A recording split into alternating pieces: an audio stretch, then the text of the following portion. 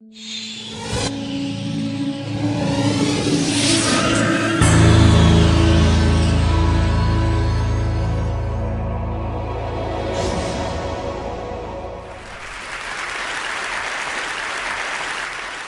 imagine a big explosion as you climb through 3,000 feet. Imagine a plane full of smoke. Imagine an engine going clack, clack, clack, clack, clack, clack, clack. Sounds scary. Well, I had a unique seat that day. I was sitting in 1D. I was the only one who could talk to the flight attendants. So I looked at them right away, and they said, no problem. We probably hit some birds. The pilot had already turned the plane around, and we weren't that far. You could see Manhattan. 2 minutes later, 3 things happen at the same time.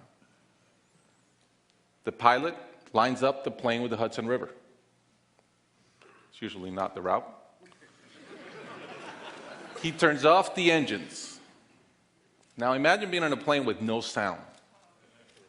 And then he says 3 words, as unemotional 3 words as I've ever heard. He says, brace for impact. I didn't have to talk to the flight attendant anymore. I could see in her eyes, it was terror. Life was over. And I want to share with you 3 things I learned about myself that day. I learned that it all changes in an instant. We have this bucket list, we have these things we want to do in life, and I thought about all the people I wanted to reach out that I didn't, all the fences I wanted to mend, all the experiences I wanted to have and I never did. As I thought about that, later on I came up with a saying, which is, I collect bad wines. Because if the wine is ready and the person is there, I'm opening it. I no longer want to postpone anything in life. And that urgency, that purpose has really changed my life. The second thing I learned that day, and this is as we clear the George Washington Bridge, which was by not a lot, I thought about, wow, I really feel one real regret. I've lived a good life. In my own humanity and mistakes, I've tried to get better at everything I tried. But in my humanity, I also allow my ego to get in.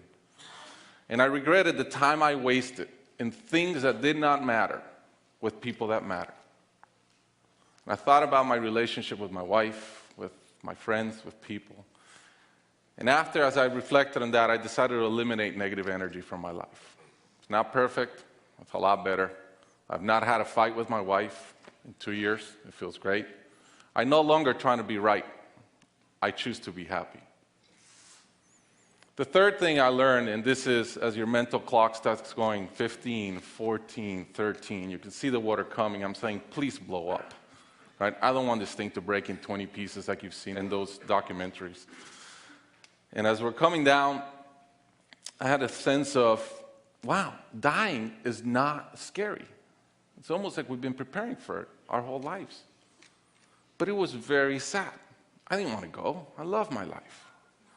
And that sadness really framed in one thought, which is, I only wish for one thing. I only wish I could see my kids grow up. About a month later, I was in a performance by my daughter, first grader, not much artistic talent, yet. And I'm bawling, I'm crying like a little kid. And it made all the sense in the world to me. I realized at that point, by connecting those 2 dots, that the only thing that matters in my life is being a great dad. Above all, the only goal I have in life is to be a good dad. I was given the gift of a miracle of not dying that day.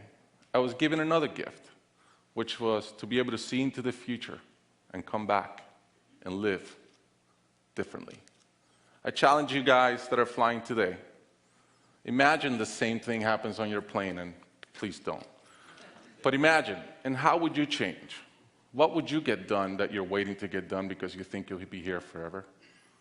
How would you change your relationships and the negative energy in them? And more than anything, are you being the best parent you can? Thank you.